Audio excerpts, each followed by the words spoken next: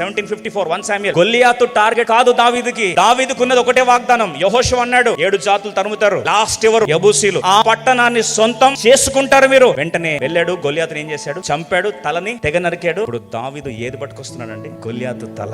Direct గా ఈయన పట్టుకుని తల పట్టుకుని వస్తుంటే భయపడిపోయి గేటు తెరిచేశారు. ఏదైతే ప్రజలను అవమానించిందో ఆ గొల్లియాతు తలను తెగ నరికి ఆ గొల్లియాతు తలనే దావీదు జెండాగా పాతాడు. ఎక్కడ? యెబూసీల భూమి మీద. పాతి అన్నమాట ఏం తెలుసా? తెచ్చి పెట్టింది మీకంటే శక్తివంతమైన వాడేవాడు గొల్లియాతు. నా టార్గెట్ గొల్లియాతు కాదు, నా నెక్స్ట్ టార్గెట్ మీరే. గెలిచే వ్యక్తి ఓడే వ్యక్తికి డిఫరెన్స్ అదే. గొల్లియాతులు చూసి మిగతా వారు పారిపోతారు, కానీ గెలిచే వ్యక్తి గొల్లియాతులు తలనే తీసుకో జెండాలాగా పాతేస్తాడు. ఈ రోజు ఏ గొల్లియాతులకు భయపడుతున్నావో టార్గెట్ గొల్లియాతు మీద గెలుపు కాదు. ఆ గొల్లియాతు గెలుపు నీ జెండా వాలి. ఆ జెండా నీ పెట్టుబడి కావాలి. ఆ పెట్టుబడి వాగ్దానానికి మూల పునాది కావాలి. ఆ మూల పునాది దేవుని యొక్క సంపూర్ణమైన సంకల్ప వాగ్దానానికి పురుడు పోయాలి. అది విజేదుని మోగించే దేవుని బిడ్డ యొక్క నైజం. అదే నిబంధన వారసుల యొక్క రక్తం.